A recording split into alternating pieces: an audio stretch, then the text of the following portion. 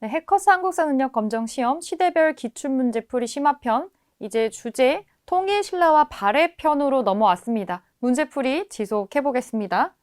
왕의 업적을 고르는 문제가 나오고 있습니다. 3점짜리로 나오네요. 뭔가 우리한테 낯선 선지가 나온다는 거겠죠. 여기 문제 한번 같이 풀어볼게요. 요 먼저 읽어보겠습니다. 왕의 업적으로 오른 것을 했을 때 이 왕이 누군지를 알아야 되겠죠. 그럼 이 왕이 누군지를 알 수 있는 힌트를 지금 여기서 주고 있을 겁니다. 여기 한번 볼게요. 답사 계획서가 나와 있고요. 이 왕의 자취를 따라서 간다라고 하고 있습니다. 힌트가 바로 나오죠. 삼국 통일의 위협을 달성한 왕이라고 나오고 있습니다. 그럼 여기서 우리가 이 왕은 문무대왕이겠구나. 신라의 문무대왕을 머릿속에 떠올려 주시면 되시고 여기 나와 있는 장소를 보고 확실하게 결정을 하면 되겠죠. 여기 월성도 나오고요. 월성도 나오고 동궁과 월지도 나옵니다. 경주 가보신 분들 많으실 텐데 옛날에 안압지라고 불렀던 동궁과 월지, 야경으로 참 아름다운 곳인데 여기도 삼국 통일하고 나서 이 세 나라 사람들을 전부 모아다가 공사를 해가지고 만든 그런 별궁입니다. 그렇게 생각해 주시면 되고요. 가문사지라는 사찰도 나오고 대왕암도 나옵니다. 실제로 문무대왕이 처음에 만들기 시작했는데 완성을 못하고 아들이 완성하는 게 가문사예요. 그리고 이 문무대왕이 죽으면서 유언을 특이하게 남겼기 때문에 무덤이 육지에 없습니다. 삼국을 통일하고 나서 나라에 대한 애착이 굉장히 강해서 내가 죽어서 나의 시체를 육지에다가 무덤을 만들지 말고 불교식으로 화장을 해서 동해바다에 뿌려달라고 유언을 남겼다고 하죠. 그래서 내가 동해바다의 용이 되어서 이 왜구들을 막아내겠다. 이런 얘기가 전해져 내려오고 있는데 그때 불교식으로 화장을 해서 뼈가루를 뿌렸다고 추정되는 데가 바로 대왕암입니다. 실제 여기서 장례를 치렀는지는 잘 모르겠지만 수중릉으로 많이 알려져 있고 그래서 관광지로 유명한 장소이기도 하죠. 일단 이 왕은 신라의 삼국 통일을 이룩한 문무대왕입니다. 자, 그러면 문무대왕의 업적으로 오른 것을 한번 골라볼게요. 선지가 5개가 나와 있네요.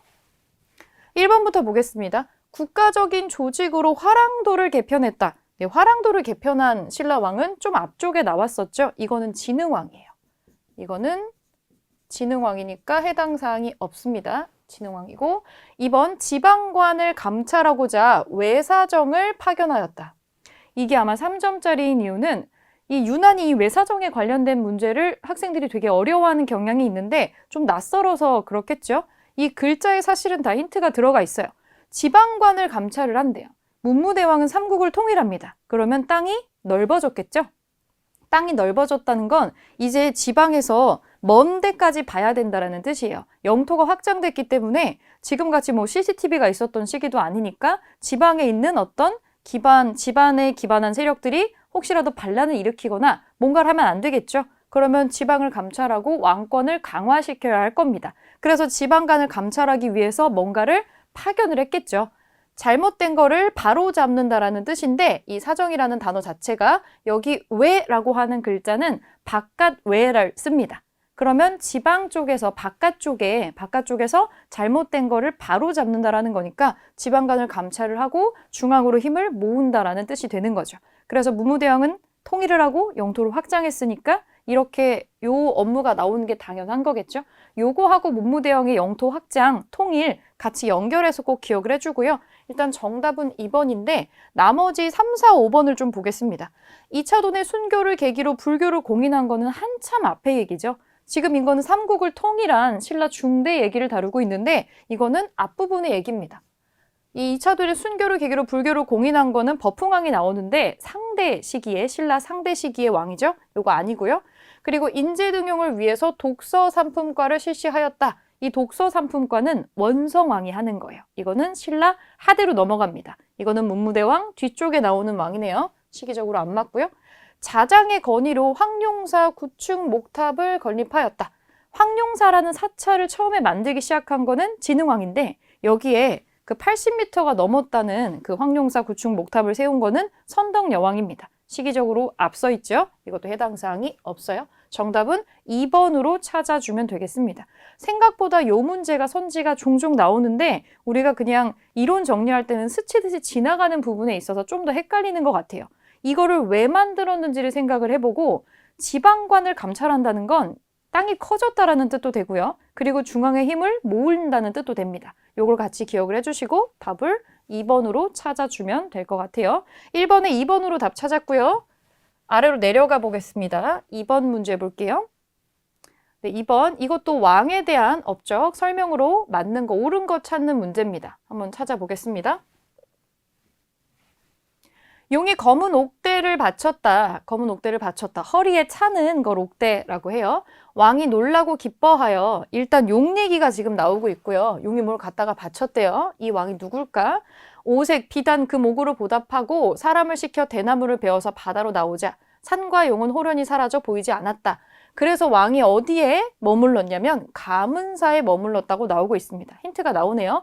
행체에서 돌아와 이 대나무로 피리를 만들어서 월성의 천종고에 보관하였다.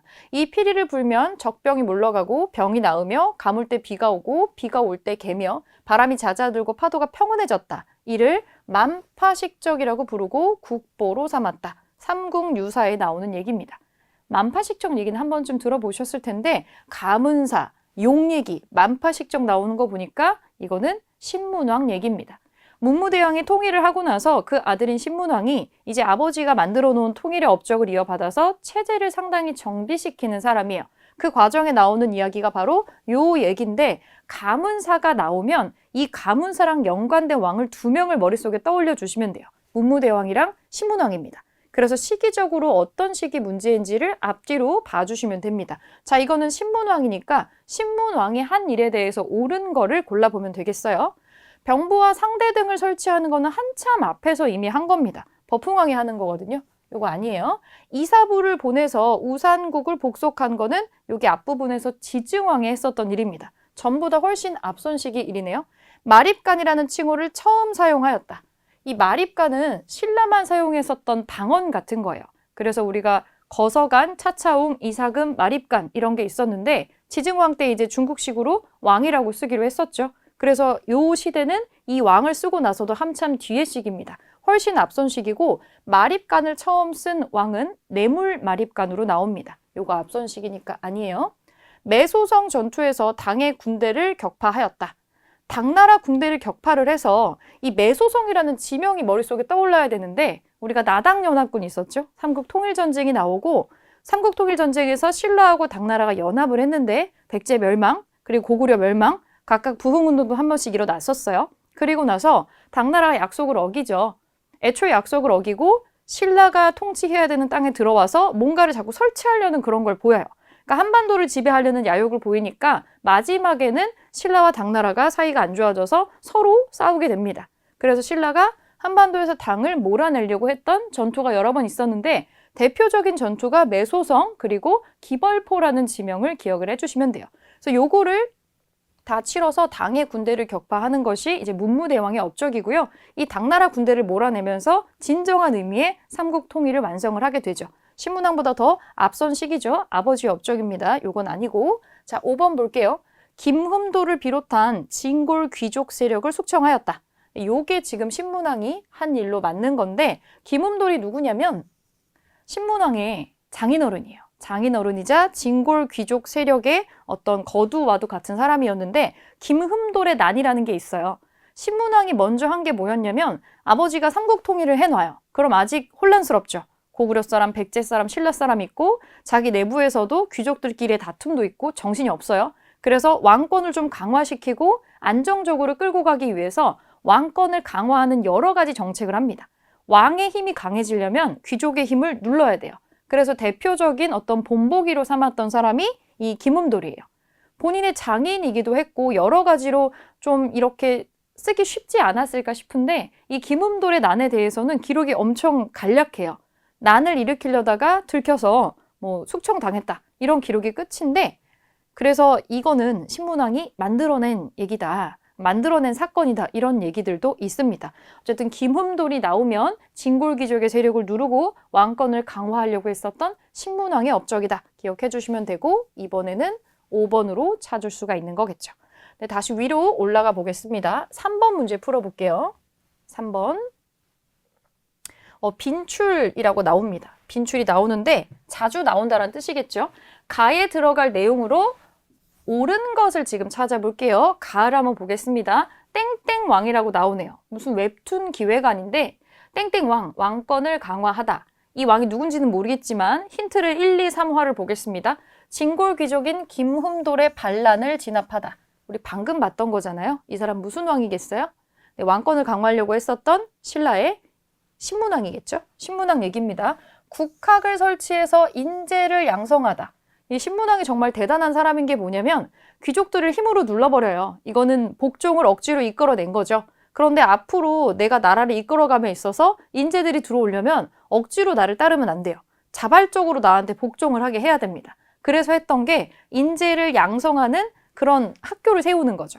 그래서 국학을 통해서 왕한테 충성하는 인재들을 진짜 진정으로 나를 따를 수 있는 사람들을 아예 육성까지 하는 거죠. 그래서 억지로 따르는 사람들도 있지만 그렇지 않은 사람들로 궁극적으로는 완전히 베이스를 바꾸려고 했었던 사람이에요. 여러 가지로 업적이 많은 사람입니다. 그리고 구주를 정비해서 지방 통치 체제를 갖추다. 여기 행정구역 명칭에서 구주, 오소경 이런 거 나오면 머릿속에 바로 통일신라가 떠올라야 됩니다. 구주, 전국을 9개의 주로 나누고 신라가 너무 경주가 오른쪽에 치우쳐져 있잖아요. 그래서 수도를 좀 이제 만회하려고 그 위치적인 어려움을 만회하기 위해서 조그마한 수도를 또 따로 만들었죠. 그게 오소경입니다. 그런 거 딱 생각해 주시면 요게 통일신라 직후에 신문왕이 했었던 업적이구나 이렇게 머릿속으로 떠올려 주시면 되고요. 그럼 뭔지는 모르겠지만 신문왕이 했었던 업적 중에 뭔가가 여기에 들어가면 되겠죠. 요거 찾아보겠습니다. 1번 관료전을 지급하고 노급을 폐지하다. 바로 답이 1번에 나오는데 일단 답은 1번이거든요. 신문왕이 하려고 했던 거는 왕권의 강화예요. 왕권을 강화해서 자기가 통일된 국가를 이렇게 싹 정리를 하고 끌고 가려는 걸 합니다. 아까 진골 귀족을 누르고 힘을 왕한테 갖고 온다고 했었는데 진골 귀족의 베이스가 되는 힘을 근본적으로 억제할 필요가 있었어요. 그 진골 귀족들의 경제적인 기반을 빼앗습니다. 그게 노급이에요. 노급.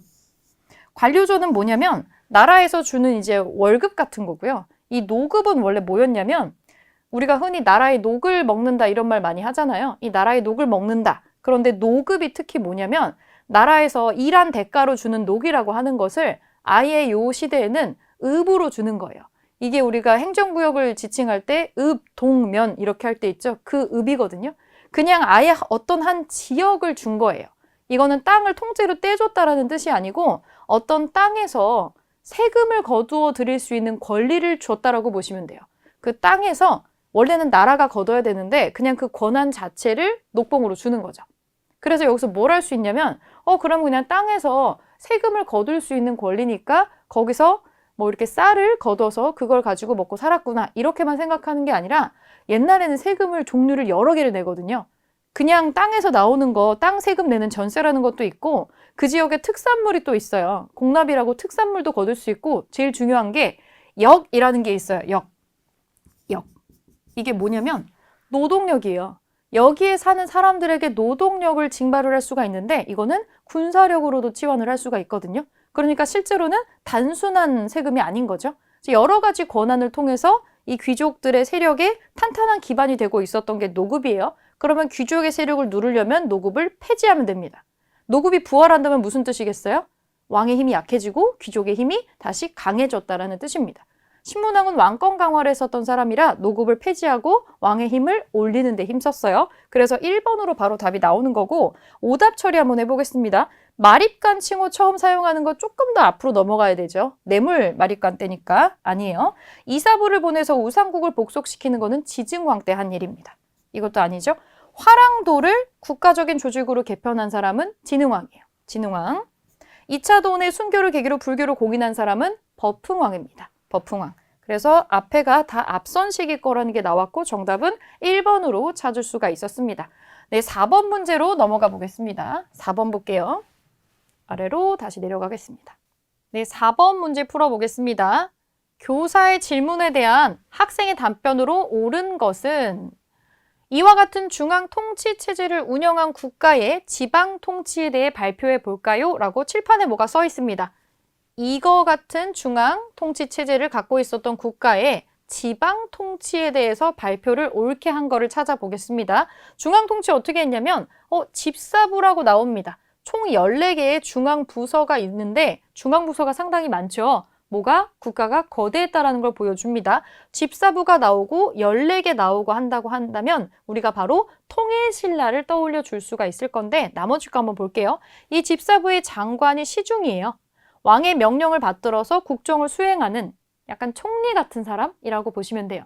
우리가 신라가 골품제도가 있고 귀족 중심의 어떤 체제로 돌아가는 게 있었는데 만장일치 제도로 화백회의 같은 것도 있었잖아요.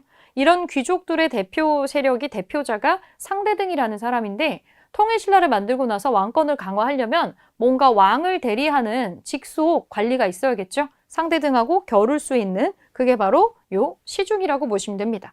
감찰기구인 사정부를 두어서 관리들의 비리를 방지하고 영토가 넓어졌으니까 지방에도 이제 외사정이라는 걸 두어가지고 감찰 같은 걸 또 합니다.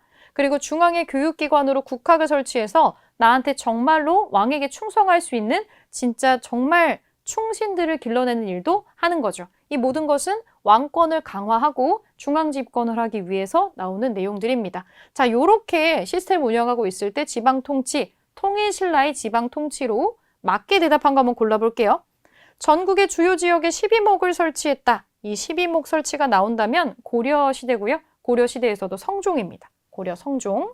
경제소를 설치를 해서 유향소를 통제했다. 이 유향소가 조선시대 운영됐었던 지방자치기구입니다. 그런데 이 지방자치기구를 또 중앙에서 감시를 안 할 수 없으니까 수도에다가 설치를 했었던 경제소라는 게 있어요. 조선시대 얘기고요.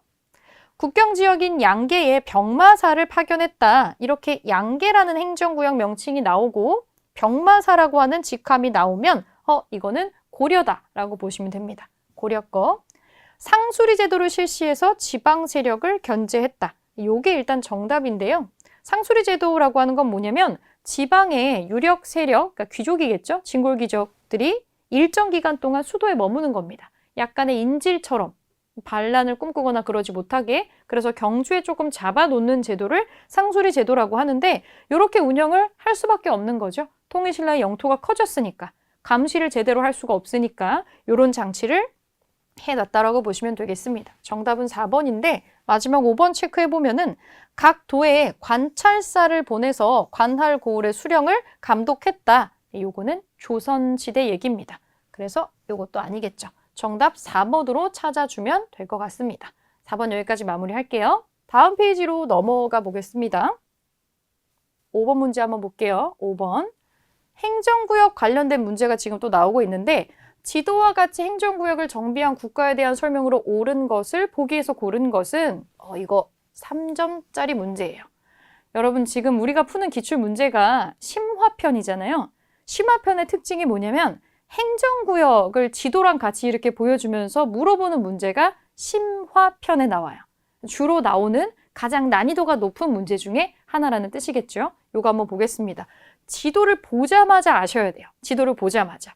특정한 단어들이 반복해서 나오고 이미지로 바로 기억할 수 있게 나오는데 이거 보자마자 읽지 않아도 뭐가 주가 많아요. 세보지 않아도 9개라는 걸 알 수가 있을 겁니다. 구주,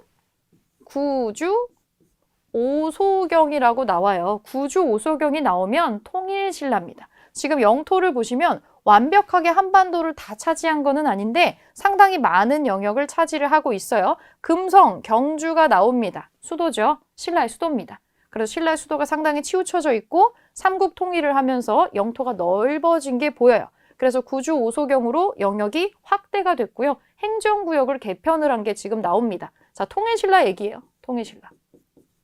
통일신라 얘기입니다. 찾아볼게요.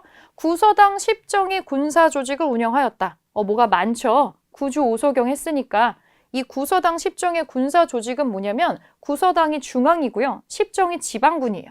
지금 여기 구주가 있으니까 구서당은 이해가 될 것 같기도 해요. 그런데 이거는 한 주에 설치를 했다라는 게 아니고 이 구주가 사실은 어떻게 나온 거냐면 지금 고구려, 백제, 신라가 삼국 통일을 했어요. 그럼 이제 고구려 사람 없어요. 백제 사람 없어요. 우리 다 똑같이 신라 사람이 돼야 돼요. 그러면 차별을 하면 또 안 되잖아요. 차별이 아주 없었던 거는 아닌데 이제 우리는 모두가 다 신라의 바구니 안에 들어왔어 라는 걸 주기 위해서 똑같이 배분을 하려고 합니다. 이거를 구주로 한 이유가 신라의 3주, 그리고 고구려 3주, 백제의 3주 이렇게 해가지고 구주가 나와요. 그리고 중앙의 군대를 할 때도 똑같이 그렇게 뽑습니다. 그래서 구서당이 있는데 지방군은 왜 하나가 늘어나서 10정이 되냐면 요거 때문에. 여기 한 주 때문에 그래요. 여기 지금 한 주 영토를 보시면 이렇게 커요. 국경지대기도 하고 너무 크다 보니까 여기는 두 개를 배치한 거예요. 그래서 10정이 됩니다. 자, 기억은 맞는 얘기네요. 이런 문제의 장점은 확실하게 맞는 게 있으면 소거할 수 있는 게 있다는 거예요. 기억이 안 들어가 있는 거는 일단 다 지워버릴게요. 두 개 중에 하나로 답이 압축이 됐어요. 볼게요. 니은, 욕살, 철역은지 등의 지방관 파견했다라고 나오는데 이거 어디서 많이 보던 거죠? 우리 앞 시간에 많이 봤던 겁니다. 이거는 고구려의 지방관직의 이름입니다. 니은은 아니에요. 그럼 니은 들어간 것도 지워버리면 일단 2번으로 답이 남긴 하는데 나머지 거 한번 볼게요. 상수리 제도를 실시해서 지방 세력을 견제해야겠죠. 너무 넓으니까. 일정 기간 동안 수도 와서 살게 하는 거, 경주에 와서 살게 하는 거, 디귿은 맞는 얘기예요. 그래서 우선은 2번으로 답을 찾을 수가 있었고 북계의 병마사를 파견해서 적의 침입에 대비하였다. 북계, 병마사 이런 거 나오면 고려죠. 이거는. 그래서 통일신라 거가 아닙니다. 정답은 2번으로 찾을 수가 있는 문제였어요. 5번에 2번입니다. 하나씩 소거하시면 약간 헷갈려도 남는 게 딱 한정돼 있기 때문에 푸는 게 그렇게 어렵지는 않으실 것 같아요. 2번으로 찾았고요. 6번 문제 한번 보겠습니다. 6번. 빈출이라고 노란색 딱지가 붙어 있습니다. 요거 한번 풀어보겠습니다. 밑줄은 이 나라에 대한 설명으로 옳은 것은 이거는 간단한 문제인가 봐요. 한번 볼게요. 조영이 죽으니 이 나라에서는 고왕이라 하였다. 아들 무예가 왕위에 올라 영토를 크게 개척하니 동북의 모든 오랑캐들이 겁을 먹고 그를 섬겼다. 무예, 조영, 여기 앞에다가 글자 하나만 붙이면 아 하고 바로 아실 거예요. 이거 대조영이랑 대무예입니다. 대조영은 어느 나라 사람이죠? 우리 이론 시간에 배웠던 거 기억해 보시면 대조영이 세운 나라는 고구려를 계승하는 발해가 있었죠. 이미 여기서 발해라는 거 알 수가 있어요. 밑에 조금 더 볼게요. 처음에 이 나라의 왕이 자주 학생들을 경사에 태학에 보내서 고금의 제도를 배우고 익혀가더니 드디어 결정적인 힌트, 해동 성국이 되었다. 동쪽에 크게 번성한 나라라는 별칭을 얻습니다. 이거는 스스로 붙인 게 아니고요. 이웃나라에서 중국에서 붙여준 거예요. 그만큼 융성하게 발달을 했었다라는 얘기겠죠. 그리고 그 땅에는 오경 15부 62주가 있었다. 엄청나죠. 구주 오소경 하면은 바로 통일신라가 떠오르는 것처럼 오경 15부 62주가 나오면 이거 발해 얘기구나 바로 떠올리시면 됩니다. 그래서 여러 가지 힌트를 통해서 이거는 발해에 관련된 얘기구나 라는 걸 알 수가 있었어요. 옳은 거 찾아볼게요. 정사암 회의를 개최한 거. 널따란 정사암이라는 바위에서 회의 개최한 거 있었죠. 이거는 백제입니다. 백제. 1번은 백제니까 아니고요. 구서당 10정의 군사조직은 우리가 방금 위에서 봤었어요. 통일신라네요. 통일신라. 욕살, 철역은지 등의 지방관을 두었다. 이 이름이 좀 특이하니까 암기가 될 것 같은데 고구려 지방관직 이름이죠? 아닙니다. 인안, 대흥 등 독자적인 연호를 사용하였다. 네, 요게 지금 발의 특징입니다. 발해는 굉장히 번성했고요. 스스로 황제라고 칭하고 연호를 썼던 기록들을 찾아볼 수가 있었습니다. 마지막 5번 보면은 광평성을 비롯한 각종 정치 기구를 마련하였다. 이 광평성도 기억해 주시면 좋은데 뒤에 한번 또 나오겠지만 후고구려의 궁예가 만드는 겁니다. 궁예. 그래서 시기적으로도 이제 맞지가 않죠. 4번을 답으로 찾아줄 수가 있었습니다. 발해 문제는 안 나올 수가 없어요. 왜냐면 우리가 영토 분쟁이 있고요. 이게 고구려를 계승한 우리 역사라는 거를 한국사에서 굉장히 강조하고 있기 때문에 강조를 하고 있는 포인트의 문제는 안 나올 수가 없어요. 중요하게 한번 체크를 해주시면 좋을 것 같고 발해는 기록이 별로 없기 때문에 몇 가지만 외워놓으면 문제를 푸는 게 그렇게 어렵지 않습니다. 자, 6번에 4번으로 찾았어요. 다시 페이지 올라가 보겠습니다. 7번 문제로 다시 올라가 볼게요. 7번. 이거 무슨 시나리오가 나오는데 풀어보겠습니다. 다음 시나리오에 등장하는 왕의 업적으로 옳은 것은 이 왕이 누군지를 한번 찾아볼게요. 왕이 분노에 찬 표정으로 대문예에게 말하고 있다. 대문예. 이거 사실은 조금 이제 역사책에서 우리가 이론에서 공부했던 거 보면 대시성 가지고 있는 사람 나오고 이름이 비슷해요. 대무예. 대문예 이런 사람들 계속 나오거든요. 대문예에게 말하고 있다. 흑수말갈이 몰래 당에 조공하였으니 이는 당과 공모해서 앞뒤로 우리를 치려는 것이다. 이것도 약간 지리를 알고 계시면은 머릿속에 흑수말갈이 위치상으로 이 나라에 뭔가 앞뒤를 공격할 수 있을 만한 뭔가가 있구나, 당나라하고. 그래서 여기에 당나라가 있고 뒤에 흑수말갈이 있고 여기에 해당하는 어떤 국가다라고 떠올릴 수가 있을 텐데 위치상으로 발해가 또 떠오르실 겁니다. 이렇게 구성이 되고 있어요. 군대를 이끌고 가서 흑수말갈을 정벌하라. 이 왕은 굉장히 과격하고 뭔가 이렇게 전쟁이랑 관련된 이미지를 갖고 있는 것 같아요. 발해라는 국가에서 이런 이미지를 갖고 있는 사람, 우리가 크게 한 4명 정도밖에 이거를 역사를 배우지 않기 때문에 바로 떠오를 겁니다. 대무예라는 왕이 있었어요. 무왕이라고 합니다. 이 무왕의 무는 무술할 때 그 무자예요. 이분이 어떤 성향의 정치를 펼쳤는지 바로 보이죠? 이 흑수말갈이 뭘 어쨌는지는 모르겠지만 응징을 해야 된다고 얘기를 하고 있고 대문이라고 하는 자기의 동생에게 빨리 가서 응징해 이렇게 얘기를 하고 있습니다. 대문예가 뭐라고 했냐면 당에 조공했다고 해서 그들을 바로 공격한다면 이거는 당이랑 전쟁하는 거랑 마찬가지예요. 그러면 크게 싸움이 날 수도 있으니까 그러면 안 돼요 라고 조금 캄다운 하라고 이렇게 얘기를 하고 있네요. 성향이 조금 많이 다르죠. 근데 여기에서 분노한 왕은 발해의 무왕인 것을 알 수가 있습니다. 이 무왕은 그냥 이름 그대로 업적들이 나와요. 뭔가 군사적인 액션을 많이 한 사람이라고 보면 되겠죠. 찾아보겠습니다.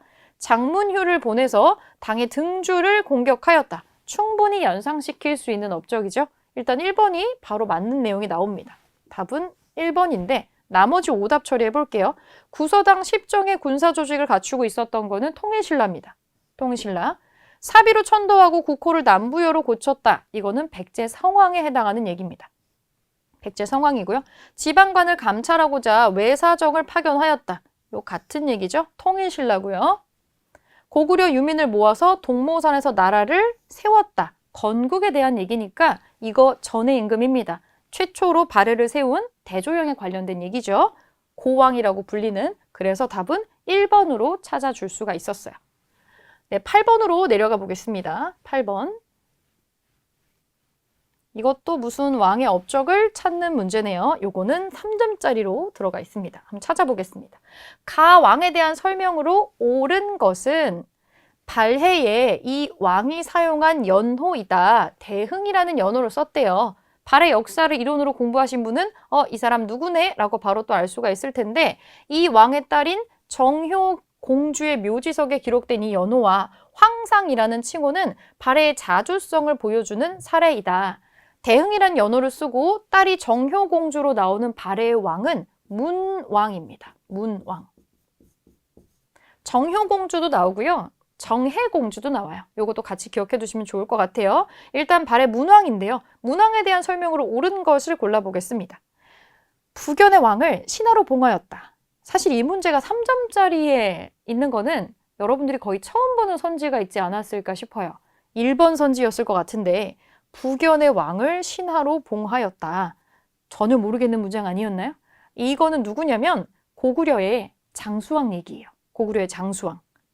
이거 부견이라는 거 보니까 이거 중국의 왕조 같은데 우리 역사에서 중국 왕조의 왕을 우리가 신하로 봉한 적이 있었나? 라고 되게 헷갈리실 텐데 이게 엄청 디테일한 내용이라서 사실 일반적으로 암기하는 선지의 내용은 아니었어요. 이게 무슨 내용이냐면 일단은 오답이긴 하지만 잠깐 설명을 드리면은 여러분 고구려 장수왕에 대해서 알고 계신 거 뭔가요? 그냥 되게 오래 살았다.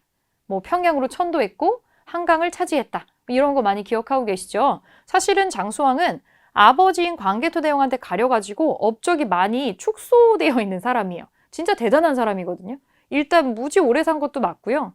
아버지였던 광개토대왕은 18에 임금이 돼가지고 38인가에 사망을 해요. 20년밖에 못 살았어요. 근데 업적이 굉장히 혁혁하죠. 그래서 땅을 크게 열었다. 광개토라고 이름을 받았는데 장수왕이 그러면 아버지보다 못하냐? 그거는 아니에요. 원래 뭔가 큰 드라마틱한 변화가 딱 있으면 이걸 유지하는 게 진짜 힘들거든요. 평화적으로 유지하는 게 가장 힘듭니다. 그런데 광개토대왕이 사후에 장수왕의 즉위를 하고 나서 이 사람의 치세 기간이 상당히 길어요. 한 80년 정도 됩니다. 장수왕 진짜 실제로 정말로 오래 살았어요. 98세까지 살았으니까. 장수왕의 대단한 점이 뭐냐면 장수왕이 왕으로 치세를 하는 기간 동안에 우리 한 번도 중국이랑 전쟁 안 했어요. 80년이나 되는 기간 동안에. 이건 사실 엄청난 거예요. 왜냐면 이게 사실은 우리가 정치를 잘한 것도 있지만 그때 중국이 엄청 복잡한 시기였어요. 우리가 중국 역사 배우면 5호 16국 시대라고 배워요. 중국의 역사가 워낙에 복잡하니까. 거기 안에 왕조와 여러 민족들이 난립을 하면서 나라가 생겼다가 망했다가를 굉장히 반복하고 있는 엄청난 혼란기에 우리의 장수왕이 치세를 합니다. 사실은 자기들끼리 싸우느라 조금 정신이 없거든요. 북여는 그 5호 16국에서 왕조가 막 바뀔 때에 등장하는 한 왕조인데 이 북연도 있고 북위도 있고 그래요. 그래서 이 나라들이 전쟁을 하면서 서로의 전쟁에 망명지로서 고구려한테 서찰을 보내고 이런 게 있었습니다. 이 북연의 왕이 내가 지금 상황이 지금 좋지 않아서 나와 나의 식솔들이 이 고구려의 잠시 몸을 피해가지고 망명을 하고자 한다. 이렇게 먼저 연락을 했었고요. 그래서 실제로 고구려 쪽으로 망명이라기보다는 이거는 장수왕이 가서 데리고 오는 거기는 한데 고구려 땅까지 데리고 오기는 해요. 고구려 땅까지 데리고 와서 우리 땅에서 사실은 더부살이를 시켜주는 거니까 이 사람을 중국의 황제로 대하는 게 아니고 그냥 우리 고구려의 어떤 지방에 사는 한 명의 왕으로 대접을 합니다. 뭐 이 사람은 자존심은 상했겠지만 상황이 상황이니만큼 이거를 받아들였다라고 나오고 나중에는 이것 때문에 어떤 트러블이 났는데 이 트러블을 장수왕이 또 응징을 해요. 이 북연의 왕을 신하로 봉하고 나서 이 사람을 나중에 처형을 하는 사례도 있습니다. 이게 사실 되게 대단한 거거든요. 아무리 조그만한 국가고 아무리 정신없는 시대였다고 하더라도 중국의 황제라는 걸 칭했었던 왕을 우리나라 왕이 사로잡아서 처형을 하는 사례는 아마 이거 하나밖에 없지 않았을까 싶어요. 그래서 요거는 조금 특이한 케이스이기도 하고요. 자세히 다루지 않는 장수왕의 업적 중에 하나였기 때문에 흔하게 접하는 사료는 아니었을 것 같아요. 요거를 한번 기억을 해주면 좋겠습니다. 사실은 이 한 문장으로 이 선지가 나오기에는 앞뒤로 굉장히 복잡한 사정이 있기는 했어요. 그런데 북연의 왕을 신하로 봉했다. 이런 문장이 나온다면 이거 고구려의 장수왕의 얘기구나. 이렇게 머릿속으로 떠올려 주시면 좋을 것 같아요. 자, 1번 선지는 지금 우리가 찾아야 되는 거는 발해의 문왕이니까 이건 해당 사항이 없겠죠. 자, 2번 볼게요. 지린성 동모산에서 나라를 세웠다. 이거는 건국 얘기잖아요. 대조영 얘기죠. 고왕 얘기니까 아니네요. 신라의 군대를 파견해서 외를 격퇴했다. 이거는 광개토대왕, 고구려의 광개토대왕의 업적입니다. 4번 수도를 상경 용천부로 옮겨서 체제를 정비하였다. 이게 문왕이 하는 일이에요. 무왕이랑 문왕은 뉘앙스가 많이 다르잖아요. 이 문왕은 주로 체제를 정비하고 시스템을 개혁하는 일 같은 걸 합니다. 이런 거를 다 마련을 해놓으면은 이 전성기는 그 다음에 오는 거예요. 문왕의 치세기 다음에 선왕 시기가 되면은 영토도 되게 또 확장되고 그래서 행정구역도 개편하고 여러 가지로 해동성국의 호칭도 얻고 이런 식으로 번영하는 모습을 보여주게 됩니다. 그래서 정답은 4번이고요. 수도를 옮겨가면서 체제를 정비한 게 문왕의 업적 중에 하나입니다. 그러고 나서 그 다음에 선왕 때 요 지방행정 조직을 확립을 하는 게 나오는 거죠. 그래서 4번으로 정답을 찾아줄 수가 있었습니다. 약간 헷갈리는 4번, 5번이 있고 고구려 장수왕의 업적이 쑥 들어가 있었기 때문에 조금 헷갈릴 수 있는 문제였어요. 요거는 4번으로 체크하고 이 선지를 요 문제를 통해서 요걸로 연결되는 내용들 정리하고 넘어가겠습니다. 8번에 4번으로 정리했고요. 다음 페이지 넘어가겠습니다.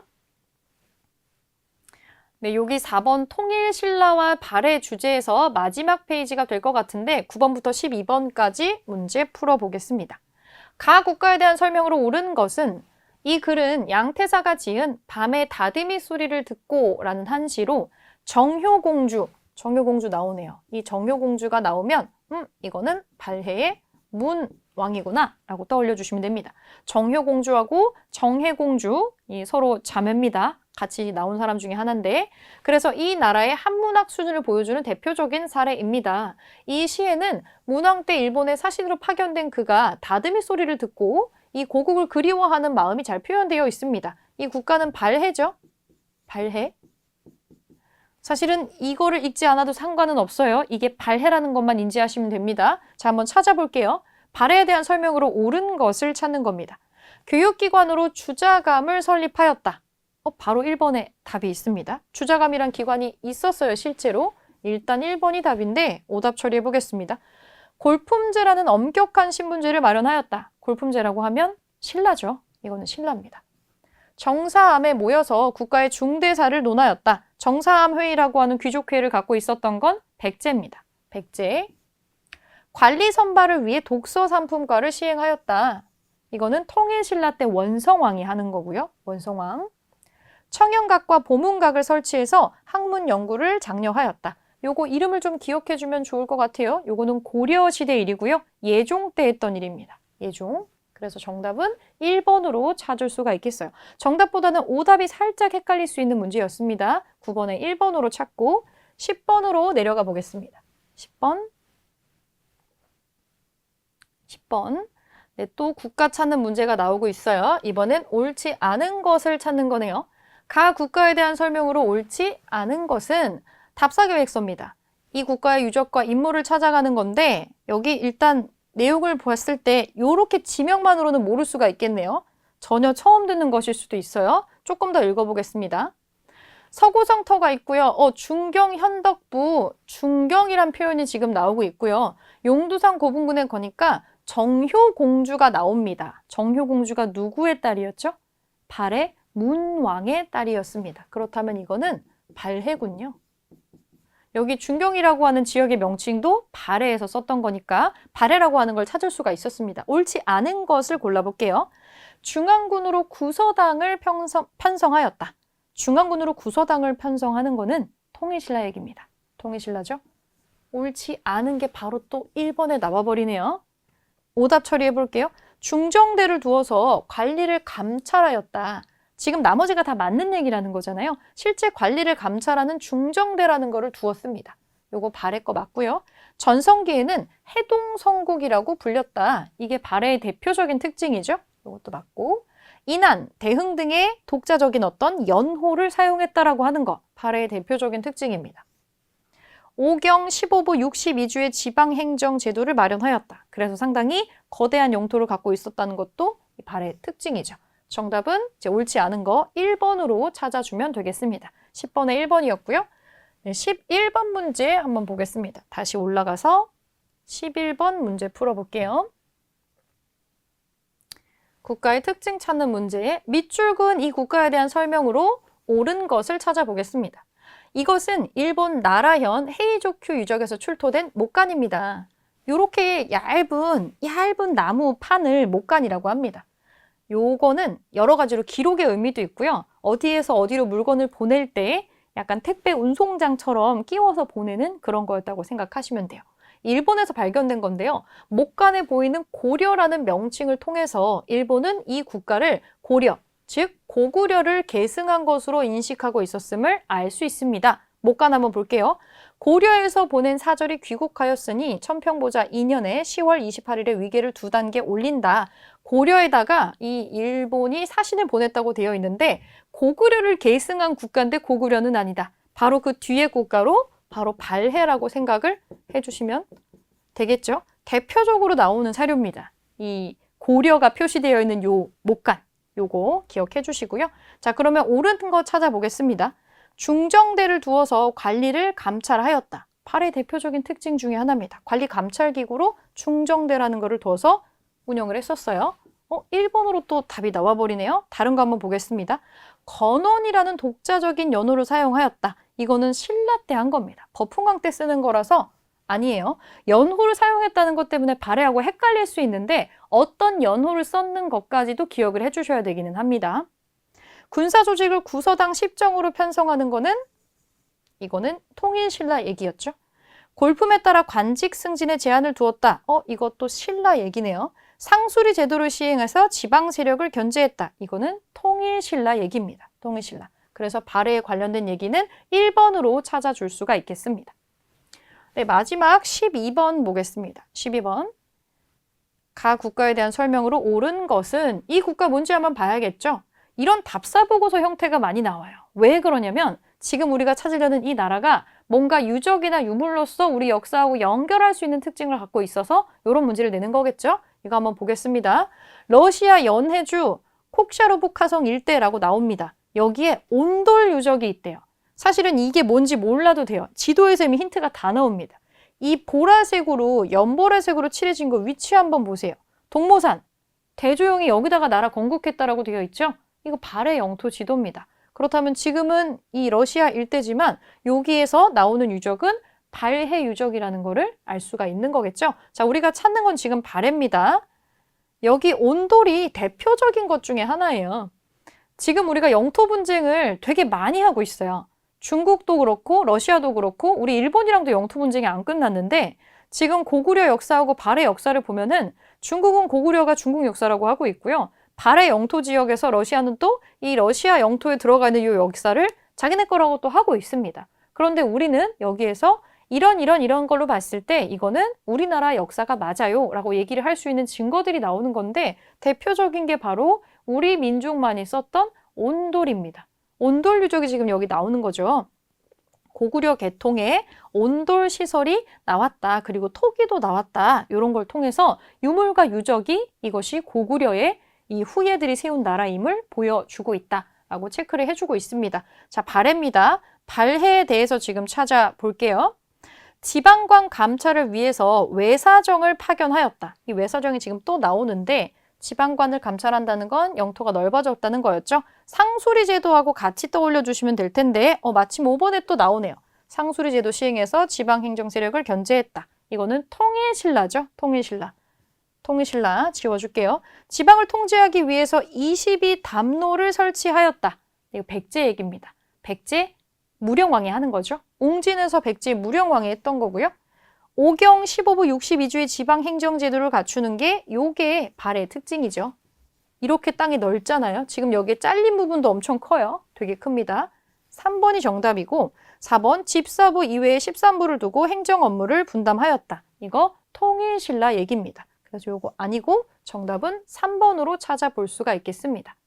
근데 지금 여기 해당하는 파트는 예전엔 우리가 통일신라 이렇게 불렀었는데 한때는 통일신라 시대라고 불렀던 시대가 있어요. 그런데 지금은 이걸 통일신라만 집중하는 게 아니고 우리가 그동안 우리 역사에서 언급하지 않았던 다소간에 소홀했었던 위쪽의 발해를 우리 고구려를 이어받는 또 다른 어떤 왕조로 인정을 하고 남쪽에는 이 통일신라가 있고 북쪽에는 발해가 있는 그래서 우리가 남북국 시대라고도 하잖아요. 이 시대에 특히 우리가 역사 분쟁을 민감하게 하고 있는 발해 지역의 역사적인 특징, 행정적인 특징 같이 기억을 해주시면 좋을 것 같고요. 우리가 삼국의 역사를 공부하면서 삼국을 통일하고 이 통일된 국가를 어떻게 끌고 가려고 변화를 했는지도 중요한 포인트가 될 겁니다. 신라와 통일신라에 어떤 변화가 있었는지 그리고 발해가 어떤 행정체제와 어떤 사회 문화적인 특징을 가지고 있었는지 같이 비교해서 기억을 해주시면 좋을 것 같습니다. 여기서 12번까지 문제풀이 마무리하도록 하겠습니다.